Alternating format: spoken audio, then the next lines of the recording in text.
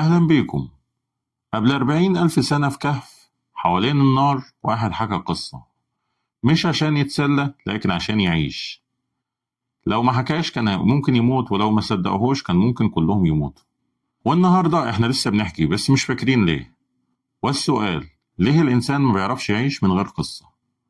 أنا إسماعيل أحمد، ودي قناة الجانب الرمادي. يلا بينا نبدأ.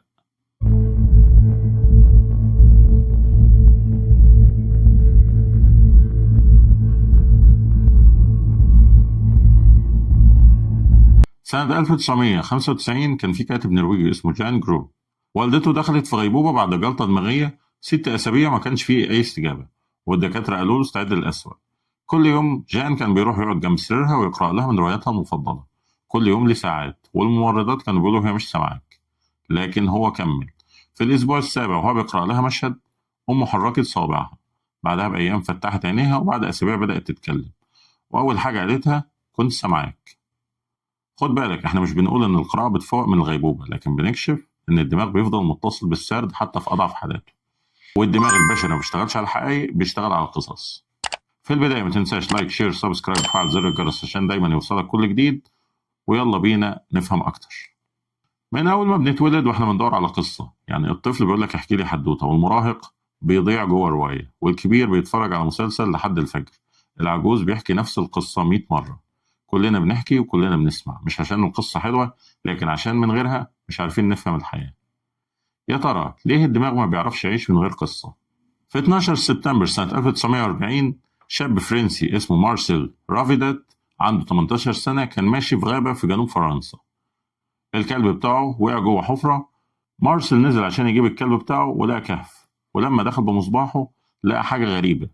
الحيطان مليانة رسومات عليها خيول وتيران وغزلان وأسود ورجالة بيصطادوا وبيهربوا وبيقتلوا. الكهف ده كان عمره 17,300 سنة، والرسومات دي ما كانتش رسومات عشوائية، دي كانت قصص عن مين عاش ومين مات. طيب ليه الإنسان البدائي كان بيرسم؟ عشان القصة كانت بتعلمهم يعيشوا.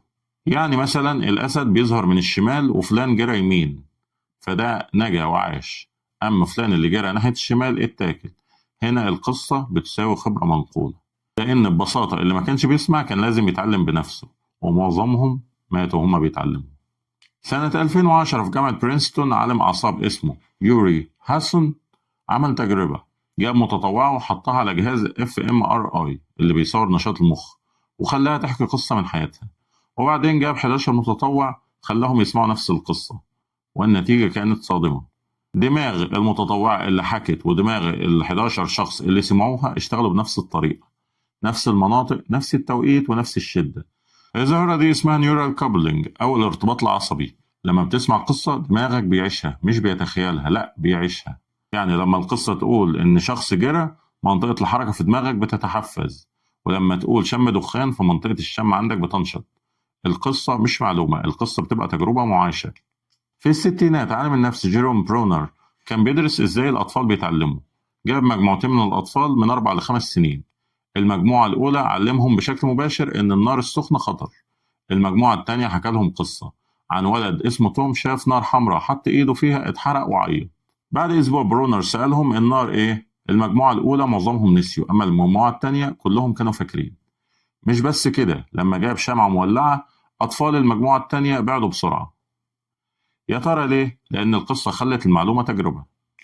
جوناثان جوتسكال أستاذ أدب وكاتب في كتابه The Storytelling Animal حكى عن بنته أنابيل اللي عمرها 3 سنين. بيقول إنها كانت خايفة من الضلمة ومش قادرة تنام وبتصحى بالليل تعيط، وجرب معاها كل حاجة، كلمها بالمنطق وساب النور مولع وبرضه مفيش فايدة، لحد ما حكى لها قصة عن بنت اسمها بريف أنابيل أو أنابيل الشجاعة. كانت خايفة برضه، لكن اكتشفت إن الضلمة مش عدوها، دي صديقتها، لأن في الضلمة النجوم بتظهر والقمر بيطلع. بريف أنابيل بقت صديقة الضلمة. جوتسكال فضل يحكي القصة دي كل ليلة بمغامرات جديدة. بعد أسبوعين أنابيل الحقيقية اللي هي بنته بطلت تخاف وقالت لأبوها أنا زي بريف أنابيل. الدماغ مش بيستجيب للمنطق المجرد، لكن بيستجيب للقصة، لأن القصة بتديك نموذج تتقمصه. وخلينا نكمل مع قصة جديدة. تيم أوبراين كاتب أمريكي حارب في فيتنام، شاف أصحابه هما بيموتوا وعاش في رعب ودم. لما رجع مبقاش قادر يعيش، كوابيس وفزع وعزلة. جرب علاجات ومفيش تحسن لحد ما قرر يكتب. بدأ يكتب عن اللي حصل له بالتفصيل كل حاجة. في 1990 نشر The Things They Carried. في المقدمة كتب Stories Can Save Us. القصص ممكن تنقذنا. قال إن لما حول الفوضى اللي جواه القصة، الفوضى بقى ليها معنى، ولما بقى ليها معنى بقى قادر يعيش معاها. أوبراين دلوقتي عنده 78 سنة ولسه بيكتب وبيقول إن الكتابة خلته يعيش. وتعالى دلوقتي نفهم ليه الدماغ مهووس بالقصص. أولا، القصة محاكاة آمنة، يعني الدماغ مش مصمم للحقائق المجردة، هو مصمم للتجارب. بس التجربة الحقيقية خطر. يعني لو عايز تتعلم النار بتحرق ممكن تحط إيدك بس هتتحرق، لكن في القصة بتخليك تعيش التجربة من غير ما تدفع التمن ده. دماغك بيسجل الخبرة كأنك أنت اللي اتحرقت، بس من غير حرق حقيقي. كمان القصة نقل خبرة. يعني تخيل إنك عايش في الغابة قبل 50,000 سنة، لو كل واحد لازم يتعلم بنفسه، يتعض من أفعى مثلا عشان يعرف إنها سامة، أو يتهاجم من أسد عشان يعرف إنه خطر، فتقريبا الكل هيموتوا.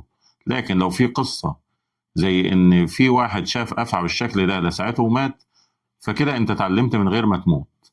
يعني القصة ذاكرة للجماعة ومكتبة للبقاء. ثالثا، القصة بتبقى فهم للمشاعر. إزاي تفهم الحزن والخوف والحب؟ مش من تعريف لكن من قصة. لما تقرأ عن واحد فقد حد غالي عليه فأنت بتتدرب على الحزن. القصة بتعمل حاجة الكلام العادي ما بيعملهاش، بتخليك تحس مش بس تعرف، وده اللي بيخليها ثابتة في الدماغ لأن المشاعر ما بتتنسيش. رابعا، القصة بتعمل بناء الهوية. عالم النفس دان ماك آدمز قضى 40 سنة بيدرس إزاي الناس بتفهم نفسها، ولقى إن إحنا مش بنفهم نفسنا من حقائق، إحنا بنفهم نفسنا من قصص، وسماها narrative identity أو الهوية السردية. يعني أنت مش حقائق، أنت قصة. يعني لما تقول مين أنا، مش هتقول أنا عندي 30 سنة مثلا، هتقول أنا اللي قررت أثبت نفسي، وأنا اللي فشلت وقررت أبدأ من جديد. فكل واحد بيحكي لنفسه قصة، والقصة دي هي اللي بتحدد هو مين. في أبحاث ماك آدمز، الناس اللي بتقدر تحكي قصة واضحة عن حياتها فدول بيبقوا أكتر استقرارا نفسيا، والناس اللي مش لاقي قصة دول اللي بيعانوا من قلق وإحساس بالضياع. من غير قصة أنت مش عارف أنت مين. الخلاصة إن الإنسان مش بيحب القصص عشان حلوة، بيحبها عشان من غيرها ما يعرفش يعيش. يعني القصة هي الطريقة اللي الدماغ بيفهم بيها العالم، وهي الأداة اللي بننقل بيها الخبرة، وكمان الوسيلة اللي بنفهم بيها المشاعر، والطريقة اللي بنبني بيها الهوية. من غير قصة الحياة ممكن تكون فوضى، والمشاعر تكون مجهولة، والهوية ممكن تبقى ضياعة. الدماغ البشري مش آلة حاسبة، ده حكاية، وكل واحد فينا عايش في قصة بيحكيها لنفسه. يا ترى إيه القصة اللي أنت بتحكيها دلوقتي؟ وفي النهاية، اوعى تنسى وافتكر دايما إن فهمك لنفسك هو أول خطوة للتغيير، والوعي هو مفتاحك لكل خطوة جديدة. ولو عجبتك الحلقة ما تنساش لايك، شير، سبسكرايب، وفعل زر الجرس عشان دايما يوصلك كل جديد. وأشوفك في رحلة جديدة جوه عقلك.